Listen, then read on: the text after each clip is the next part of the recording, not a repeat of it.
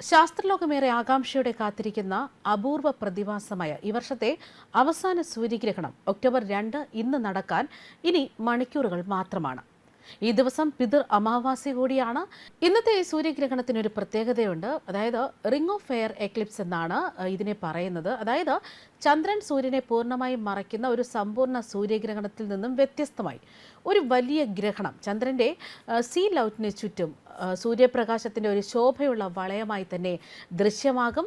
ഇത് സംഭവിക്കുന്നത് ചന്ദ്രൻ അതിൻ്റെ ദീർഘവൃത്താകൃതിയിലുള്ള ഭ്രമണപഥത്തിൽ ഭൂമിയിൽ നിന്നും ഏറ്റവും ദൂരെയുള്ള അപ്പോജിക് അടുത്തായതിനാലാണ്. ഇന്ന് നമ്മുടെ വീക്ഷണകോണിൽ നിന്ന് സൂര്യനേക്കാൾ ചെറുതായി തന്നെ കാണപ്പെടുന്നു. അതായത് ചന്ദ്രൻ സൂര്യനേക്കാൾ ചെറുതായി കാണപ്പെടുന്നു. കൂടാതെ സൂര്യൻ്റെ പുറമറ്റങ്ങളിൽ തിളങ്ങുന്ന ഒരു വളയമായി ഇത് മാറുന്നു.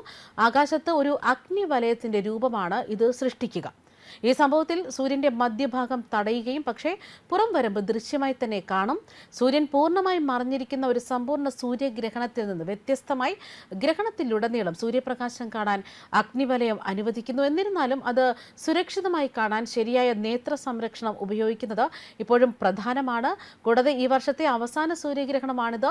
ചന്ദ്രൻ ഭൂമിക്കും സൂര്യനുമിടയിൽ നേരിട്ട് കടന്നുപോകുന്നു. എന്നാൽ സൂര്യൻ്റെ ഡിസ്ക് പൂർണ്ണമായും മറയ്ക്കാൻ കഴിയാത്ത വിധം ഭൂമിയിൽ നിന്ന് വളരെ അകലെയാണ് ചന്ദ്രൻ സംഭവിക്കുന്നത്.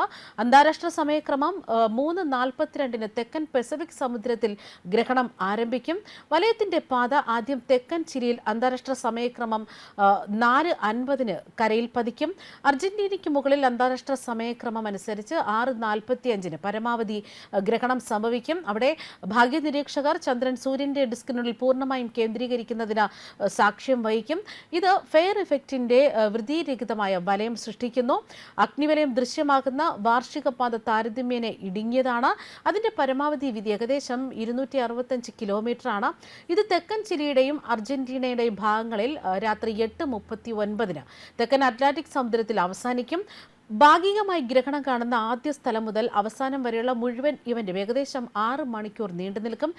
അതായത് ഏകദേശം 1,75,000 ആളുകൾ മാത്രമേ വാർഷിക പാതയിൽ ജീവിക്കുന്നുള്ളൂ. തെക്കേ അമേരിക്കയിൽ ദശലക്ഷക്കണക്കിന് ആളുകളായിരിക്കും ഭാഗികമായിട്ടുള്ള സൂര്യഗ്രഹണത്തിന് സാക്ഷ്യം വഹിക്കുക. അന്റാർട്ടിക്ക, പസഫിക് സമുദ്രം, ഹവായ് എന്നിവിടങ്ങളിൽ നിരീക്ഷകർക്ക് ഭാഗികമായി ഗ്രഹണം കാണാൻ അവസരമുണ്ട്. ഈ ഗ്രഹണം കാണാൻ ഏറ്റവും കൗതുകമുണർത്തുന്ന സ്ഥലങ്ങളിലൊന്നാണ് റാപ്പ ന്യൂയി എന്നറിയപ്പെടുന്ന ഈസ്റ്റർ ദ്വീപ്. പസഫിക് സമുദ്രത്തിലെ ഈ വിദൂര ചിലിയൻ പ്രദേശം സൂര്യന്റെ ഡിസ്കിന്റെ 87% കവറേജ് അനുഭവിക്കും. ഏതു തരത്തിലുള്ള സൂര്യഗ്രഹണവും സുരക്ഷിതമായി കാണുന്നതിന് ശരിയായ നേത്ര സംരക്ഷണം അത്യന്താപേക്ഷിതമാണ് എന്നതും ശ്രദ്ധിക്കേണ്ട ഒന്ന് തന്നെയാണ്. ഒരു വൃത്താകൃതിയിലുള്ള ഗ്രഹണ സമയത്ത് പോലും സൂര്യന്റെ ഒരു ഭാഗം ദൃശ്യമാകുമ്പോൾ പ്രത്യേക സോളാർ ഫിൽറ്ററുകൾ ഇല്ലാതെ തന്നെ സൂര്യനെ നേരിട്ട് നോക്കുന്നത് ഒരിക്കലും സുരക്ഷിതമല്ല എന്നത് ഓർക്കുക. ഈ വൃത്താകൃതിയിലുള്ള സൂര്യഗ്രഹണം 1736 ആരംഭിച്ച് 29,802 സാരോ സൈക്കിൾ 144 ഭാഗമാണ്. ഭൂമിയിൽ നിന്ന് ദൃശ്യമാകുന്ന അടുത്ത പൂർണ്ണ സൂര്യഗ്രഹണം 2026 ഓഗസ്റ്റ് 12 ഗ്രീൻലാൻഡ്, ഐസ്ലാൻഡ്, വടക്കൻ യൂറോപ്പിന്റെ ചില ഭാഗങ്ങൾ എന്നിവയിലൂടെയായിരിക്കും കടന്നുപോകുക. അതേസമയം ഈ വർഷത്തെ രണ്ടാമത്തെ സൂര്യഗ്രഹണമാണ് ഇത് ഇന്ത്യയിൽ ദൃശ്യമാകില്ല. അതിനാൽ തന്നെ തെക്കേ അമേരിക്കയുടെ വടക്കൻ ഭാഗങ്ങൾക്ക് പുറമെ Arctic, Argentina, Brazil, Peru, Fiji, Chile, Peru, Honolulu, Buenos Aires, Antarctica, തെക്കേ അമേരിക്ക, പസഫിക് സമുദ്രം എന്നിവിടങ്ങളിലാണ് ഈ ഗ്രഹണം ദൃശ്യമാവുക.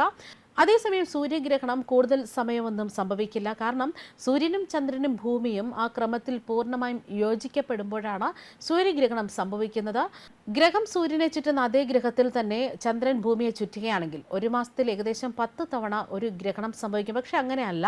ഭൂമിയെ ചുറ്റിപ്പറ്റിയുള്ള ചന്ദ്രന്റെ പരിക്രമണ പഥത്തിന്റെ തലം ഭൂമിയുടെയും ചന്ദ്രന്റെയും ഭ്രമണപഥത്തിന്റെ ഗ്രഹത്തിൽ നിന്ന് ഏകദേശം 5 ഡിഗ്രി അകലെയാണ്. ഇതിനർത്ഥം 3 ആകാശഗോളങ്ങൾ വളരെ അപൂർവമായി മാത്രമേ വെനീസ് ചുറ്റുള്ളൂ എന്നതുമാണ്.